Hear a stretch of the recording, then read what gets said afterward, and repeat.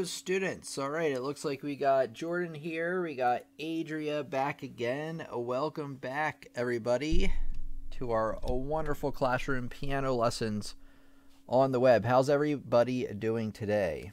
All right, good, it started up. It looks like I do indeed have that figured out now.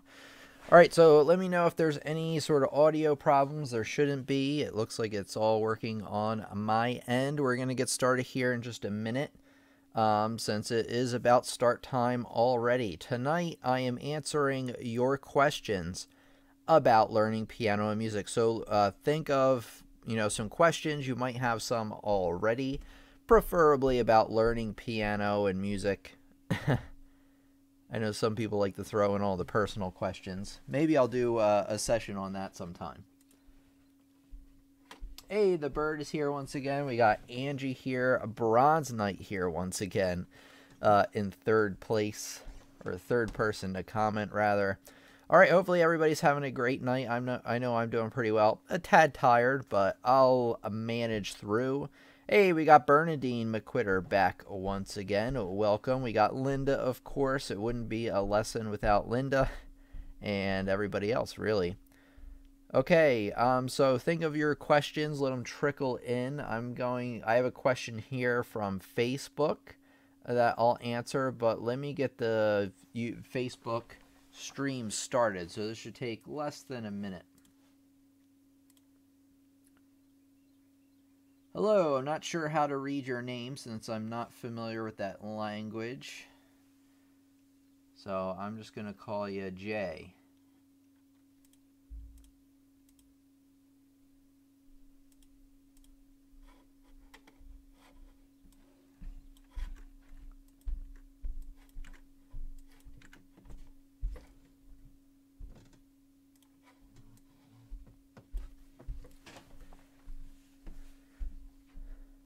Hello students and welcome back to our classroom piano lessons on the web. Your teacher Tim here, and this classroom's all about powering up our piano skills and sharing them with the world. And today is kind of a free-for-all question and answer session where I'll be answering your questions about learning piano and music. So please let me know what they are and I'd be happy to answer them for you.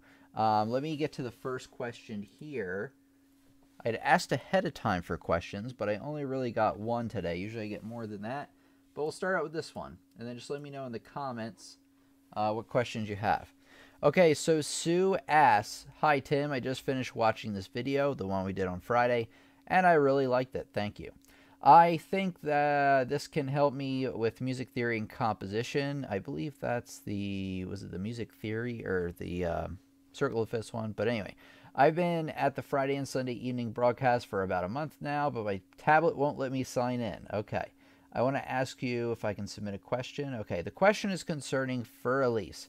I notice it has pickup notes in it. How do you know in an instrumental when you should be writing pickup notes instead of writing the pickup notes as regular notes? So assuming that, like, how do you know, if I have the question right, like if you're a composer, how do you know whether to start it out with a pickup measure or just go right into the piece? Well, to answer this question, let me bring up Für Elise, so just give me a second here. I think I have it ready to go. Let's see. Should be here somewhere, I hope. Here it is. All right. Whew. Okay. Let's see what we got here. All right. So here is Für Elise, and it begins indeed with a pickup measure. A pickup measure, if you don't know, is an incomplete measure that starts out in the beginning of a piece. I'll circle it for all of you. It's right there. And as you can see, there is only one beat when there really should be three. Well, there's a couple of things that can determine whether you need a pickup measure or not. The one is the opening melody and the phrases. Now this one doesn't have phrase markings written in, but I'll write them in here. Like little ones anyway. I know I'm not the the most artistic type here, especially drawing on a tablet. But anyway, these phrase marks show you what parts of the melody create complete phrases. So this part right here is part of a phrase, part of a complete idea. Now, we need, so to do that, we needed that extra beat on beat 3 of the, the last measure. So that's why you needed a pickup measure to fit in that complete idea, because without it, it would just go,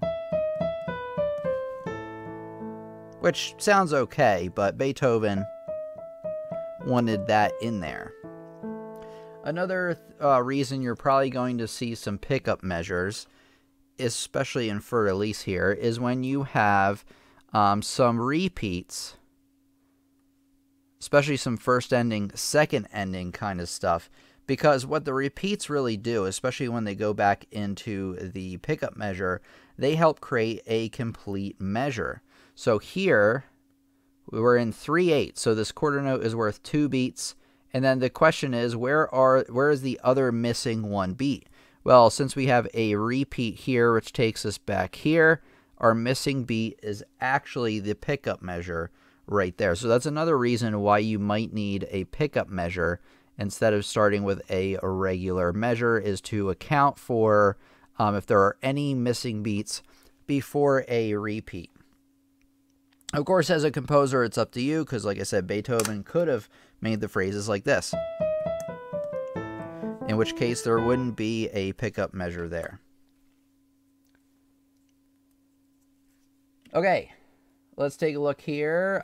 Good morning, Tim and fellow students, says Laredo. I trust that all of you are well. I am doing well, thank you, and had an awesome weekend. I'm looking forward to yet another great and valuable lesson in the company of all of you. Thank you very much, Laredo.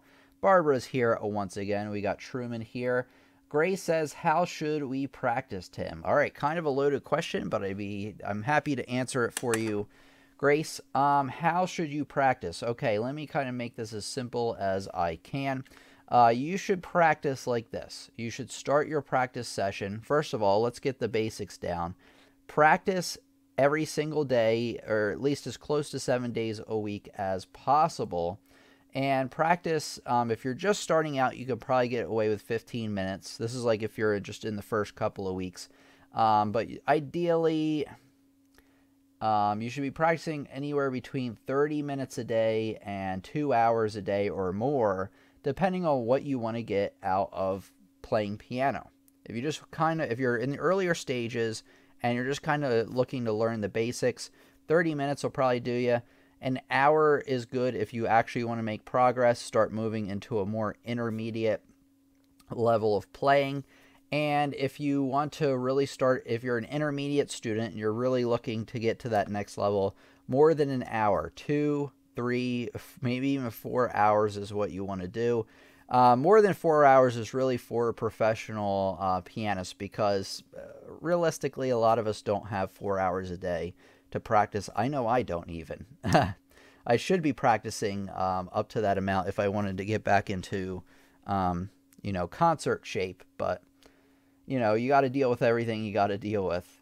So an hour or two would probably do it for me to learn some new pieces and do things that I like to do. Now, in terms of what you should be working on, you should open up your practice routine with some like exercises, warm-up exercises. Scales are a great one.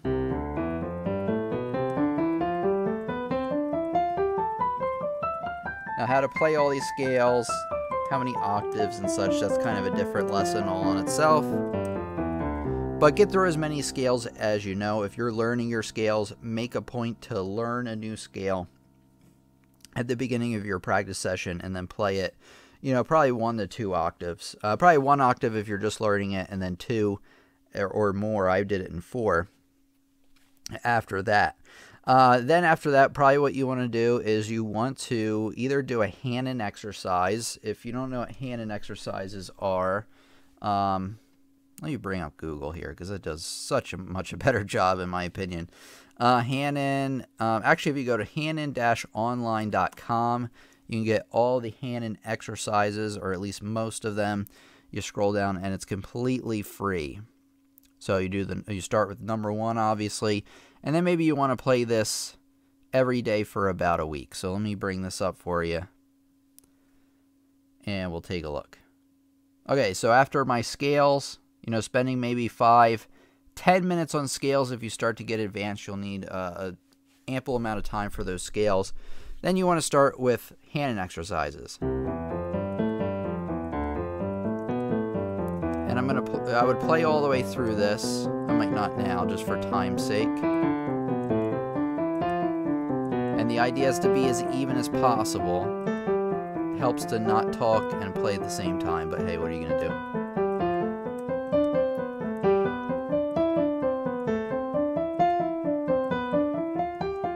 And then I would do it coming back down. There's always an ascending pattern and a descending pattern for each of these. And then probably what I do is I play through it once. If you start to get more advanced and these become easy for you, you're going to want to turn on a metronome and try playing them faster.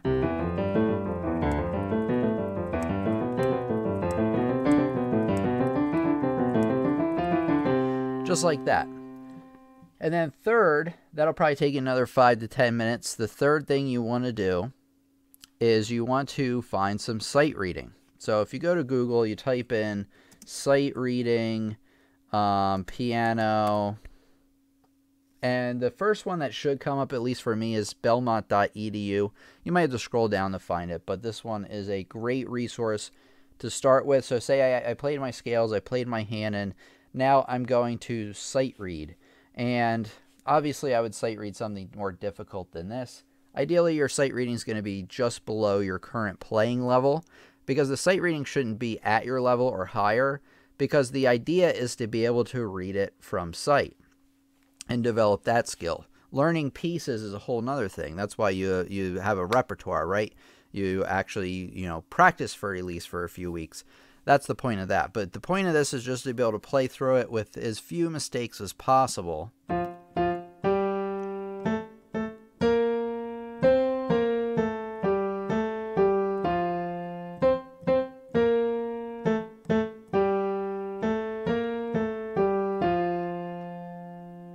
And Linda in our chat says, Sight Reading Factory is a good app. I agree. I actually tried to get a sponsorship with them, but they never got back to me. Darn. All right. So anyway, I would probably do 2 of those at least. They are pretty short, but if you're brand new to sight reading, that might be enough. That might be enough to get practice, an ample practice sight reading. I would actually sight read probably for another 5, 10, maybe even 15 minutes, to be honest. Especially the longer your practice time will be, the more time you're going to spend on this stuff. The times I've given you so far is assuming you're spending maybe a half hour to an hour. But if I was doing the 2-hour, 3-hour, 4-hour practice, I would be spending maybe even half an hour on sight reading alone. Sight reading is, by the way, one of the most important things you can be practicing. So if you skip out on anything, don't skip out on the sight reading. Skip out on scales or something. I mean, the scales are important too, but just kind of telling you ahead of time. Okay, let's take a look here. Oh, yeah, and then after that, what should you do? Then you should actually get into practicing your pieces, right? And you should be spending anywhere between, if you're doing a half-hour lesson, maybe 20 minutes on your pieces. If you're doing an hour lesson, maybe half an hour to 40 minutes, preferably 50 minutes. But like I said, you're going to want to spend time on the sight reading, because that, in the long run, will actually help you learn pieces a lot faster. So, yeah, and then learn your pieces. Learn, like, what I would do is I would start with the hardest piece first, and in the areas that you struggle with the most. We talk about this a lot in the channel, where you should start with what you struggle with rather than starting with what you are already good at. That being said, after that, then play some songs that you like to kind of finish out the lesson. You always want to be playing something that you like during your practice session, because if you're constantly like grinding and working on really difficult things, that might wear you down, and that might cause you to lose your passion for playing, which is something that I'm totally against. That actually defeats the whole purpose of what we're about on this channel, which is learning, mastering, and sharing piano. But the other part about it is that we're going to have fun at the same time. We're going to have a positive attitude about learning, and we're going to, because that will help us learn new things and without getting too frustrated. So always be practicing something at the end of the lesson that you actually like. What you don't want to do is start with something you like, because you might noodle around on that the whole time, and then everything else, the sight reading, scales, pieces that you should be working on, those all get left in the dust, and then you're not going to make a whole lot of progress overall. So that's one thing I advise against. All right, let's take a look at some more questions here.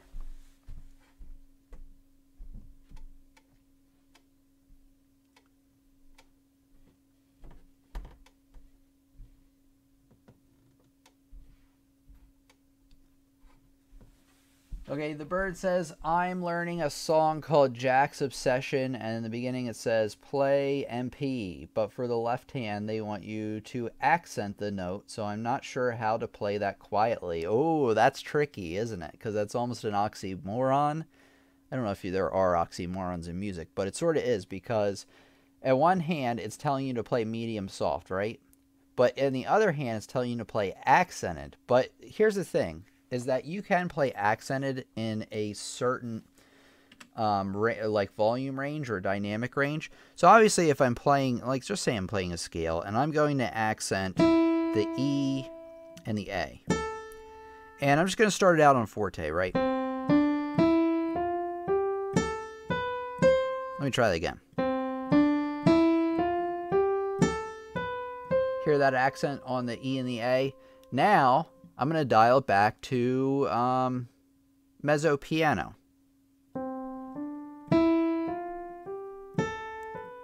I still accented them. They did get kind of loud, so what I'm going to do is I'm actually going to still accent them, but not as much. See how I did accent them, but they were still kind of in the realm of, they weren't as loud as they were when I was playing them in forte. Now I'm going to play in piano. See how they were still accented, but now I'm playing even softer, and even the accents were softer. So really the accent, the thing you have to keep in mind about playing accents is that they need to be louder than the notes surrounding them. It doesn't mean that you're going to go and play them fortissimo automatically. It's just all relative based on what's around them. Let me try pianissimo.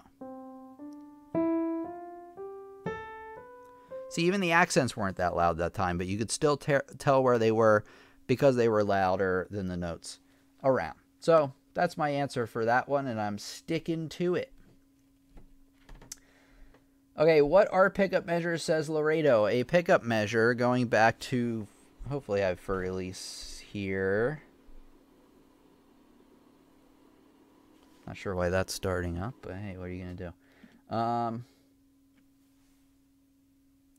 Okay, so like for release right here, you see how in the beginning of for release, and you might have caught this when I was explaining it, so I might be kind of, behind here. In the beginning of for release, you have this measure right here. See how that measure, we're in 3/8, and remember that 16th notes in 3/8 take up half of a beat. So really, we only have one beat here. Here, on the first complete measure, we have 1, 2, 3 beats. See how this one is incomplete? It actually goes against what the time signature says. Well, that incomplete measure is a pickup measure because it picks up to the rest of the piece. So that's a pickup measure. That's all there is to it. It's a incomplete measure in the beginning of a piece, or a beginning of a section of a piece.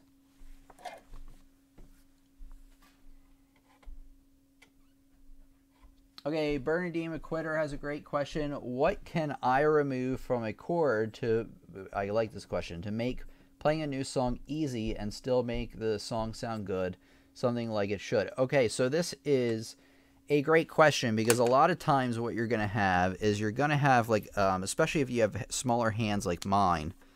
Luckily, my hands can stretch, but, I've seen my piano teacher in college could reach up from C to F in 11th, maybe even further, but I believe it was an 11th. I didn't see, I don't even come close to that. I hit 9th. So what happens a lot of times is, so say we have,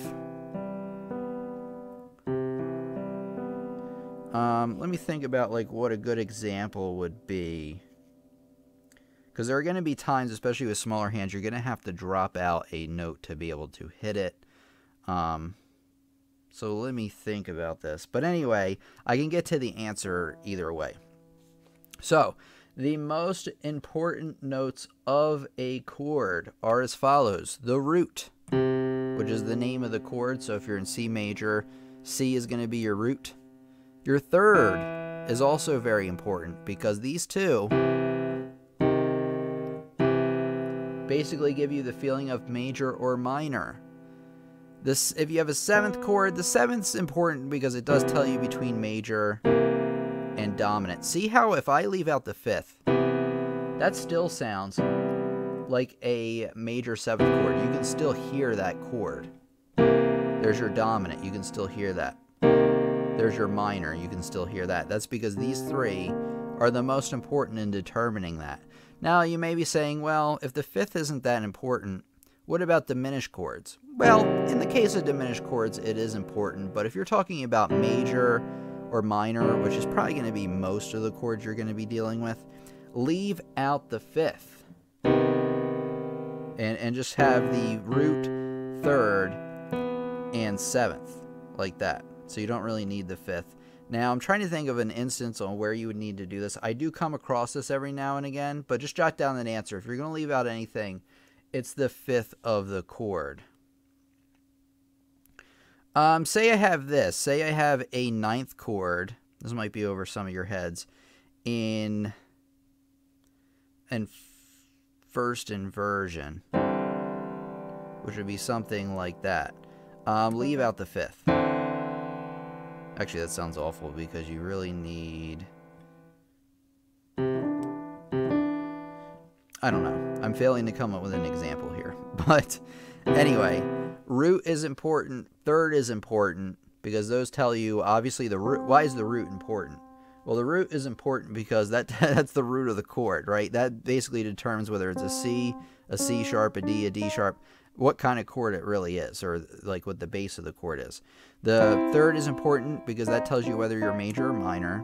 Fifth is the least important. I'm not saying it's not important at all, but if you're going to leave any note out, it should be the fifth. Okay, Danielson Ferguson says, "Hi Tim, I'm a beginner. How should we progress with learning new scales or chords?" Okay, and other, oops, let me get the thing up here. "Hi Tim, I'm a beginner. How should we progress with learning new scales or chords in order to learn as much as possible in a good time without loading our brain too much?" All right, that's a great question. So what I would do is say I'm brand new to learning scales and chords. So kind of back to what we were talking about earlier with your practice routine, start with a warm-up. So make that part of your warm-up. So what I'm going to do, and it depends on how fast of a learner you are. I've had students be able to play all their major chords, minor, diminished, and augmented within one lesson. I was able to teach it to them, and they just got it, right away. Some students, it takes a while, especially when you start adding in, and this is part of your question, once you start adding in all the chords all at once, it gets a little bit hard to keep track of. So what I would do is say this is my first day practicing, I'm brand new to this stuff, and what I'm going to do is I'm going to make a point to learn one scale at a time. So I'm going to learn the C scale, I'm going to look up, what the proper fingering is and stuff. I'm going to play it one octave, going ascending, descending. Actually, now that I'm thinking about it, you should probably learn it hands separate first, then hands together. But either way, what you're doing is you're spending one lesson on one scale. The next day, and chords the same way. So after I play that scale, I'm going to say, okay, I'm going to learn a chord, and I'm going to do my best to memorize in my mind, or figure out in my mind, what three notes make up that chord. So C major, it makes sense. So if you do a scale, right, you learn C major scale, learn the C major chord with it, because that way it's kind of linked in your mind. They also use similar notes. Well, the same notes, just not as many with the chords. Anyway, the next day, come back to that C chord, play that C chord, or C scale, play the C chord, and if you did pretty well with that, now this is up to your own judgment, try to add in another scale and another chord. So the next one that makes sense You just go up 5 notes, 1, 2, 3, 4, 5. You want to then learn the G major scale. Now you'll have to learn it hands separate first, then hands together, and then learn the G major chord to go along with that. Now, if you struggled with the C major chord on the second day, stick with that chord. You might even have to learn just that scale, just that chord for 1 whole week. You may only need to do it for 1 day, but we're just kind of assuming that you're going to break things down, that you're a medium learner, and you don't want to get confused like your question has suggested. Well, the third day, you're going to do the two scales you already did. I'm going to play them fast just for time's sake. And the chords that you did. Then you're going to add 1 more to it. So you always want to go in the order of in which you're adding the sharps. So you start with 0 sharps, 0 flats. Then this key with 1 sharp. Then the key with 2 sharps. You'll find that by just starting on G, going up 1, 2, 3, 4, 5. And that automatically gives you the next scale you should do. You should definitely check out my lesson on the circle of fifths. So just type in circle of fifths piano lessons on the web, and you'll see it pop up. So that third day, I'll be playing the C chord, the G chord, excuse me, and the D chord, along with those, and the scale. Sorry, I keep mixing up scale and chord. C chord, C scale, I did it again. C scale, G scale, and D scale, along with their chords. And then the next day, try to add another one. So you're layering it gradually on top of one another. If you're a slow learner, spend a week on each of these. First week, you're just going to do the C scale. You're going to do it every time you practice. And then the next week, you're going to do the G scale. So I think you get the idea. And you're going to add them on slowly until you know them all.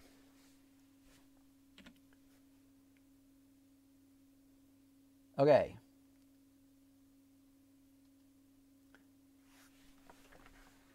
We got Sergio. Hopefully everybody's having a good time tonight. I know I am. Sergio says, "Hi Tim, do you recommend us to practice chords, inversions, and scales without seeing our hands in the keyboard, as to not get a bad habit of seeing the keyboard when reading sheet music?" When you're first learning a scale, you're going to have your hands or your eyes on the keys. Because first of all, you're going to have to be on the lookout for what notes are sharped or flatted if you're new. You know, you're just not able to get around that the first time you play it. Now, maybe the second, and then also what I was going to get to are the finger crossings. It's better to have your eyes on the keyboard if you're looking out for finger crosses when you're first learning a scale. That's the only time this is true. Once you get good at them, then you're not going to want to have your eyes on the keys as much, because like you said, it is a bad habit, especially when you're reading music. But the same thing applies to when you're first reading music, right? There's no way that you're going to, the first day, just be able to keep your eyes on the music the whole time, because what will happen is your hands will move out of phase or move in different positions. And because you're not familiar with how the layout of the keyboard feels, and you're probably not even familiar with how it looks yet, you're going to have to glance down every so often. Even when I play, I glance down real quick sometimes and then back up. So at first you're going to have to look at your hands. There's no way around it. But you're right. As you get more and more familiar with playing, then you want to keep your eyes not on your hands. So the answer is yes at first, no as you continue.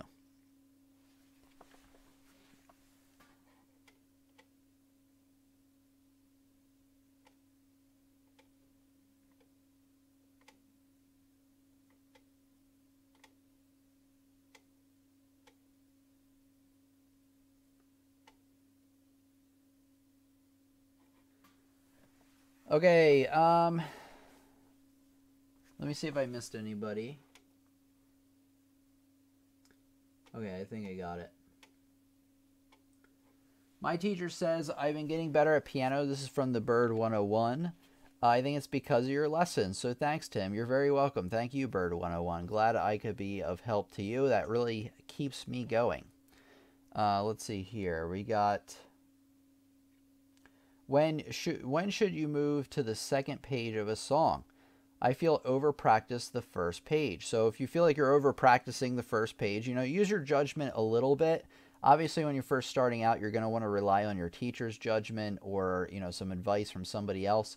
But if you feel like you're over practicing that first page to where you're just kind of, beating a dead horse, so they say, then move on to the second page. You honestly don't need to master each page before moving on to the next one, but you should feel proficient in that you can play through that page hands together fairly slowly. It doesn't need to be full tempo. You have to be able to play from beginning to end.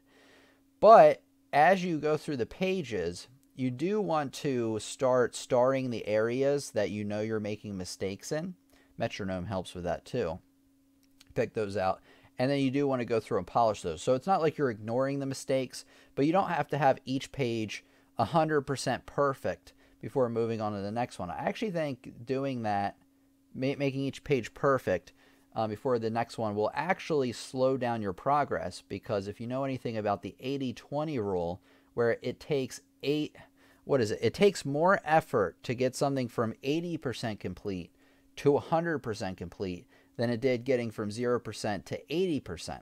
And that's because once you get to 80%, you're really working out the finer details. That takes a lot more time and effort to do. So maybe the good rule is that if you feel like the page is 80% there, it doesn't even have to be quite that far, then you can move on to the next page. And then while you're working on those next pages, you're still spending time on the previous pages, getting those from 80 up to 100. Let's see, we've got Jay asks, how can I get free ebook, the piano practice guide? Let me get that for you. It might be even a link in the description. I'd be surprised if I didn't have it in the description, because I almost always do, but I might not. So let me get a link for everybody for that. So the piano practice guide, I actually should have told you about it when I was answering this question about how to practice and what to practice. The piano practice guide is something I devised. It's a free ebook. It's only like 8 pages long, but it will walk you through what you should be practicing, how long to practice, and all of that stuff. So let me get this in here. All right, so there's a link to the piano practice guide. Check that out, download it. It's completely free. You just have to put in your email and I think your first name or so, and that should do it. Okay, let's read some more questions. Mr. Tim, Bronze Knight says, and I'll have to remember to get over to the Facebook group in case there are more questions over there. So if you're on Facebook, I haven't forgotten about you yet. Hopefully I won't forget about you at all. Bronze Knight says, Tim, do you have a special method for sight reading for when the notes get too low or high of an octave? Yeah, you know what I do. What I want you to do, though, you're probably talking about ledger lines, the lines that they add when the notes go real low or real high. Let me help you out here. Let me get something up on the screen that I want you to look up, and then I'll link you to it. So just go into the good old YouTube, and just type in, not sight reading, ledger lines, and then lessons on the web. And you want to check out this lesson with the orange thumbnail here, how to read notes on ledger lines fast. This will really help you out because I go through a method on how to do that a lot faster. Here, I'm going to link you all to it here in the chat. There you go. So check that out once we're finished and go from there. Okay, let's take a look here. Grace says, Tim, when we put videos of ourselves playing for you to judge, should we publish them as public or unlisted? That's totally up to you. If you don't mind other people seeing them, because what the difference is on YouTube between an unlisted video and a public video is a public video YouTube will actually push out into the public. Now, if you don't have a lot of subscribers, very few people will see it. If it happens to come up in search, like say you, well, for release is very competitive search term, but say you have a playthrough of for release and you title the video for release, playing for release, it will appear in the search, maybe pages and pages and pages down, so people will be able to see it. If you put it as unlisted, YouTube will not push it out to your subscribers. They will not list it in the search, so probably nobody's going to find it. but you can still send links of it to people like myself. So it's totally up to you whether you care that other people are going to be able to find it or not. And then I wouldn't set it to private, because private you would have to give me like special permissions to watch the video, and that would create just extra steps. I mean, you can do it that way as well. But I would love, love, love to hear recordings of all of you play. In fact, that's something that I'm working on incorporating into the channel. I'm working on reinventing the channel. Not completely. I mean, it's still going to be familiar, but we're definitely going to try some new things, get more creative. I'm really excited about it. You should be too. I don't want to tell you too much about it right now, mainly because there's a lot of brainstorming going on, and I also want it to be a surprise. But yeah, Grace, so that's your answer for that question. Sergio says, how can I practice reading many notes at the same time? Oh, I love this question, because anybody who follows me knows why I love it. Okay, so I have a very good answer for you. I'm going to direct you to another video. 2 to be precise. So the first video I want you to watch is how to read music faster. I should come up first. Yeah, there we go. So this is my video.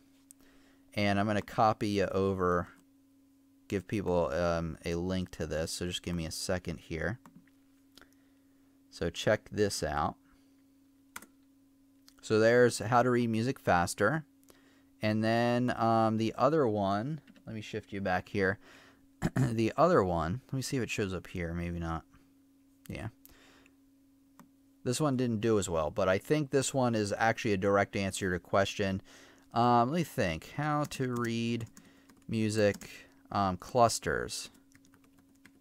I'm actually going to rate strategy because I know it'll show up there. There we go. And then this other one, how to read music better using interval clusters. You want to check out this one, because this one, it directly answers your question on how to read a ton of notes all at once using that technique. So let me get this over to all of you, and we'll go from there. Hold on.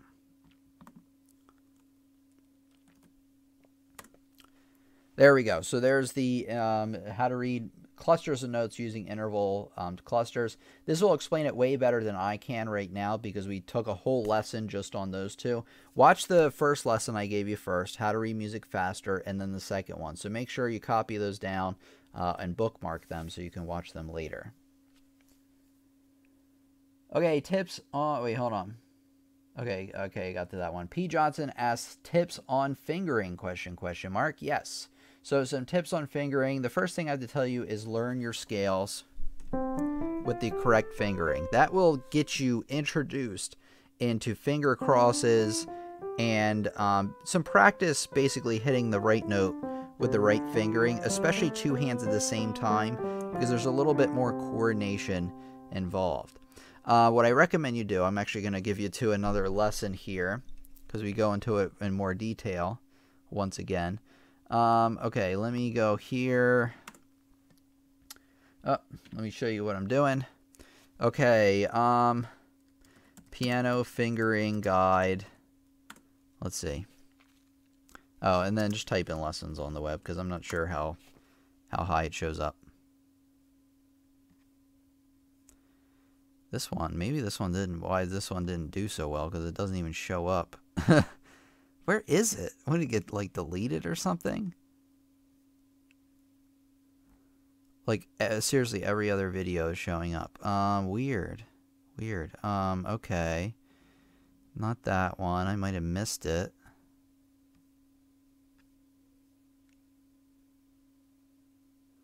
I don't know. Weird. Oh, is that it? No. So strange. I thought for sure it would pop up.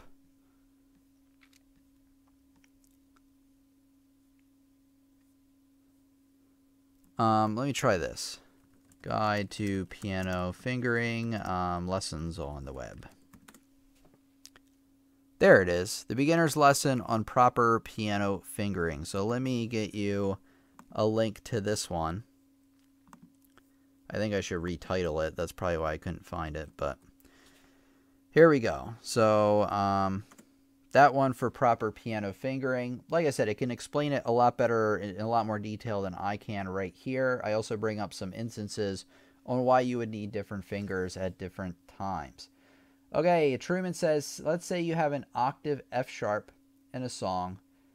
Is the bottom an F sharp, or is it just the line where the sharp is?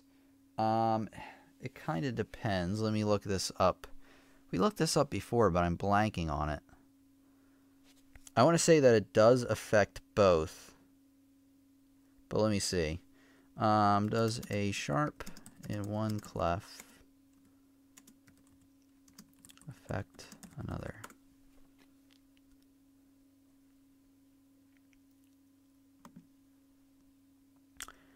Okay, when reading music, it depends. So here this is what I kind of thought. As a general rule for Western notation as practiced in the United States, the answer would be no. Not only is each staff independent with respect to accidentals. Okay, this is kind of what I'm remembering now. Each octave is independent with respect to accidentals. So basically what it's telling you, actually, I guess it would help if I showed you what I'm looking at here. So the answer is in Western notation, which is if you're in the United States or really a lot of other places, if you're reading traditional music notes, the accidentals in one clef do not affect the other clef. But like it said, it depends. So there might be some, times where it does. So I would say no. So I would say if it does actually, it depends on. It depends on what chord is going on, whether that chord has both an F and an F sharp in it, which would be pretty rare because that would be a flat ninth or something, or an augmented unison. That would be pretty weird. But there are instances where that could happen. But yeah, the answer is they would be different. So if there's a sharp up top, doesn't necessarily mean it affects on the bottom. It could be also a mistake. So say you play it and it sounds horrible to you. Try it, both of them sharped, and see if that kind of works out. So say, if I have a song with a D, F, A in the left hand, D, C sharp, A in the right hand, and you play them at the same time, that sounds awful. But however, if I bring the sharp to the left hand and the right hand at the same time, it sounds way, way better. So you might have to use your judgment, but the answer is one does not affect the other.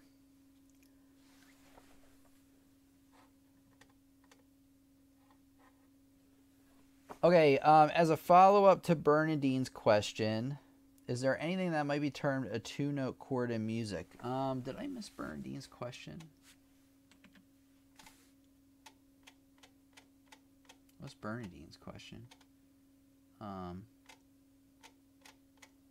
Bernadine, here we go.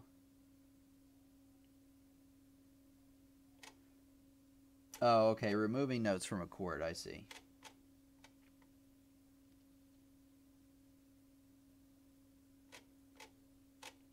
Wait, hold on. All right, let me get back down here.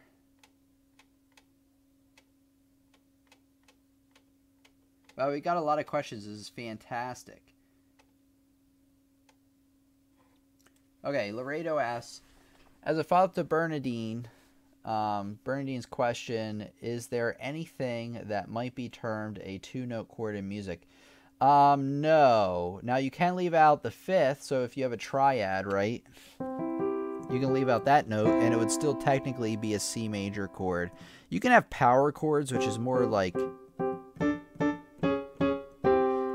rock music, where you don't have the third in there. So I guess you could have that. That's the only instance I can think of where you would have a two-note chord, or you have a chord that's really supposed to have another note, but you're leaving one of the notes out. Yeah, chords are generally 3 or more notes, but if you have the right two notes, you could argue, okay, I have A flat and C. That's most definitely an A flat major chord. Okay, Loretta says, thank you, Grace. I was just wondering whether such possibility exists at all. So, yes and no. Music is really weird.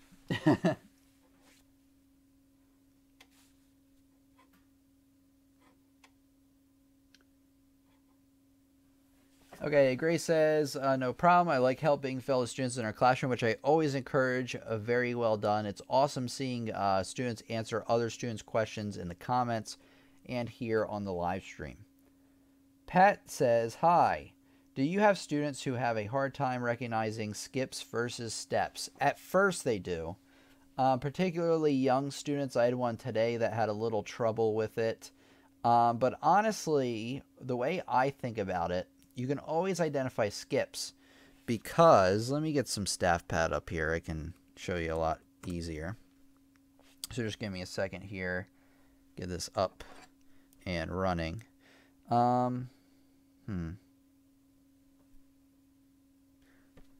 Let's see. Yeah, let me get you here. Okay, skips are pretty easy to identify, I think. Now, I'm not sure about you, but it is possible for students to have dyslexia, where they will read like a note that's low on the staff as a note high on the staff. Like they swap them. So like a note here at G and the note here at D, they would swap those two. I haven't run across that personally, but I know other piano teachers I have had have. Okay. I don't know if that would affect steps or skips, though. Okay, skipping is pretty easy for me to identify. Obviously, when you're just starting out and you're reading notes, gunfire right away, in context of what you're playing, it might be more difficult. But honestly, if you take a look here, is this note on a line or a space? It's on a line. The line's going through it. Is this on a line or space? It's line, line, line, line. If the notes go from line, line, line, line, line, then they're definitely skipping. If they are going from space to space to space to space to space, where the line's not going directly through, that's skipping too. However, if they alternate, this part's a little bit trickier, especially in the heat of the moment when you're playing real fast. But these alternate space, line, space, line, space. Then those notes are stepping. They're going from one note right up to the next. Okay. Tim, how long does it take to for an advanced student to master a piece? That depends. Depends on a lot of things. It depends on how masterful the master student is. It also depends on how large of a piece it is. Excuse me. Even my piano professors in college took months working on a piece. Now, they could probably honestly learn the piece, like a 10-page piece, I would say like in a week. They could probably be able to play through the beginning to the end, and then they would probably spend the rest of the months polishing it up, getting the dynamics in, the legatos and staccatos and things like that in there. So that answer to that really depends. They can learn them pretty fast, though. Loretta says, I truly appreciate from the deepest fiber of my humble part of hearts at Grace, your input and that of Tim and fellow students is always welcome and I can't quite see it. Valuable. I learned a lot from you. Thank you very much, Laredo. In the books I started with Thompson, teaching little fingers to play, they had you keep your hands in a certain position for each lesson, so there's no need to look at the keyboard. Yeah, a lot of books will do that. But especially if you're learning scales where you have to do the finger crosses, you are getting your hands in position. Obviously, you'll look before you start playing. I could see them doing that. That makes a lot of sense to me to start getting you on that track. But no matter what, at some point, you're going to have to glance down at your hands especially when learning something a little bit more complicated that moves hand position a lot.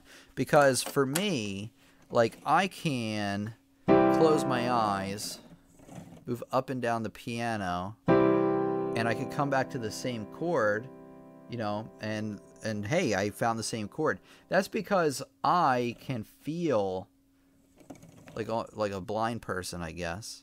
Like there's not the right spot. See, now I messed it up because I am, there we go. I eventually found it.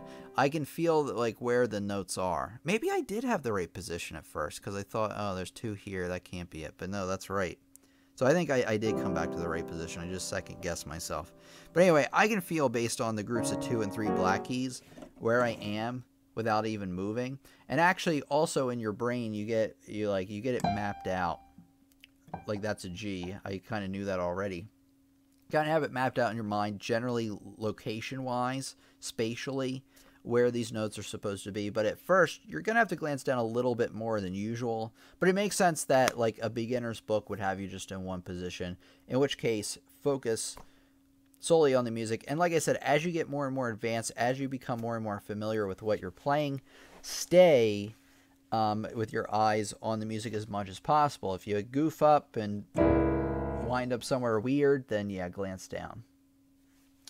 Hey, La Chingador is here. What up? Is there a good book for all the basic music theory info? Well, my courses over on pianolessonsontheweb.com are great for that, but you asked for a book, so yeah, I want to help you find one.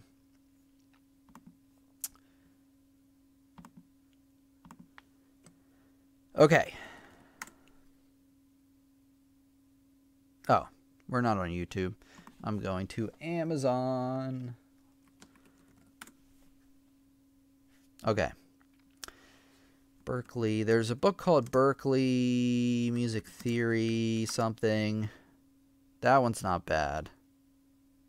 Yeah, so if you go to Amazon, it's called Berkeley Music Theory Book 1 and Berkeley Music Theory Book 2. Pick those 2 up. They're actually really good for beginner's music theory.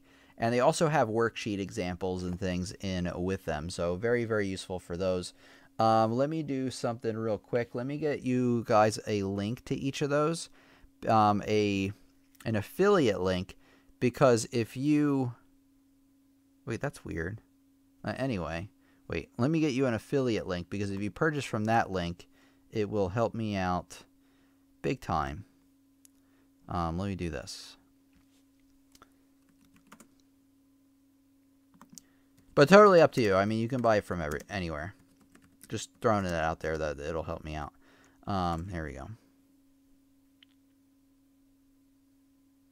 Here we go. Now we're cooking.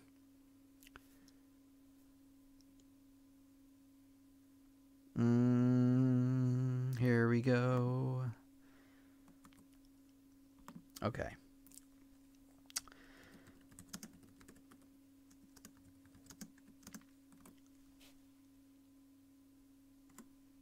Yeah, you should look. You should honestly not look at the keyword as much as possible, Barbara. But there will be times, like I said, you'll just have to do it. But glance. You want to glance and then back up. All right, let me get this second book for you guys. If you're interested in picking this up from Amazon, you know, you might as well buy it from this link because it helps me out a little bit. Let's see. Okay, coming back here. This is the last one. And that way, even if you decided to buy it somewhere else, you know you're looking at the right one. Here we go. Okay, let's take a look here. Let me scroll down now.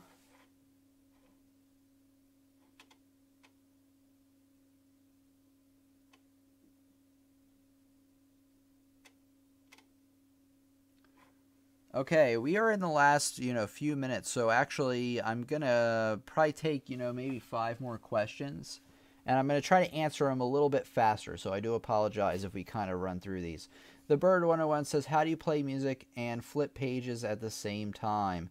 What you want to do is you want to pick a spot where you only really have one thing going on in one hand at a time. So say you have a spot where you're just doing something with your right hand and then flip while you're doing that with the left hand. You might have to memorize the end of the page in the beginning of the first page to pull this off.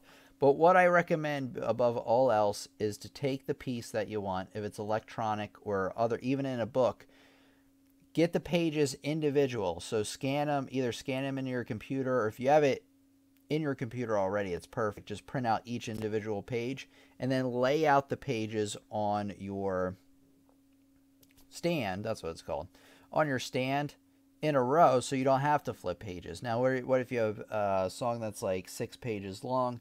Try to extend your stand with a piece of cardboard or something. There's ways to do it. You know, if you get a big piece of cardboard, you bend it, you put it on your stand, it will extend it out on the sides, and then you can do it that way. You might have to get inventive, but that's what I recommend above all else. That will help you out a lot with that.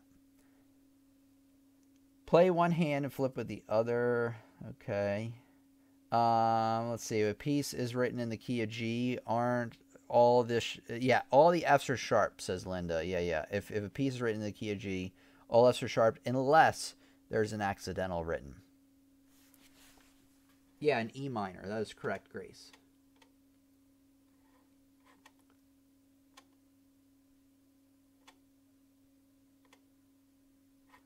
Sergio says, thanks, Tim. I already checked out one of your videos, but when reading the intervals, is it important to know the other notes' names apart from the first one? Yeah, so what I would do is before you start really getting into the interval practice is be able to read notes on the staff and have them memorized as well. And then you can use both forms of information to read the notes faster. Then you can double check, like, okay, this is a fifth above C.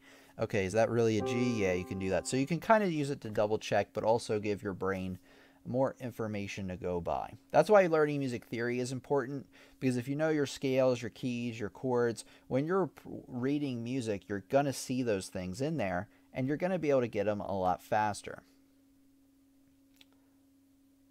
Use a sustain pedal when you turn the page. You can do that as well. I would actually, like I said, print them all out and lay them all out in front of you the best way. Now, if you have 20 pages, you're probably not going to get away from it. You're going to just have to learn the first 5, the next 5, things like that. Or you could hire somebody to do it for you.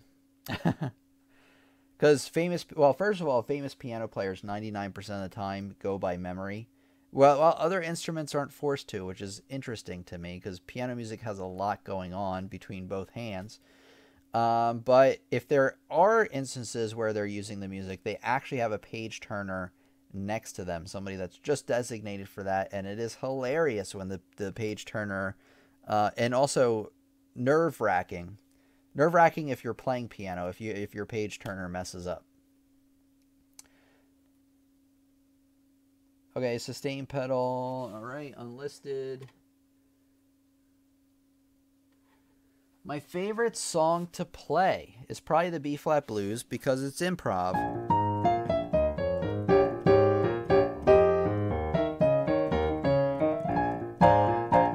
I have the most fun playing that one because it's a bit of myself, you know, injecting myself into the music, and it's different a little bit each time. What's the app you use to write your notes? That is called StaffPad, StaffPad.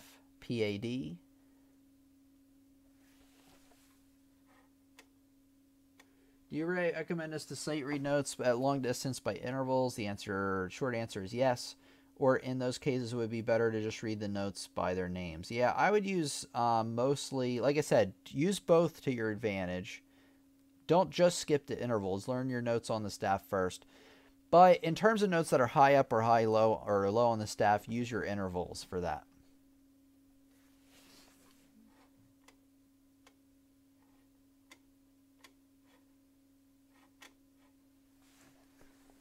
Okay, Barbara says, not looking at the keys helps you keep your pace in the written music. That is true. Memorize enough ahead so you can turn the page at a rest. Yeah, so that was the other part I was talking about. Memorize the end of the page into the next page, and then you can flip at your leisure, or just memorize the whole thing.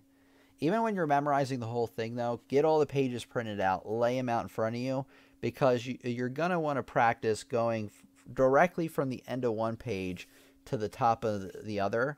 And to do that, you really need all the pages laid out. Okay, is that it for questions? We got through all of them, I think. It's a miracle.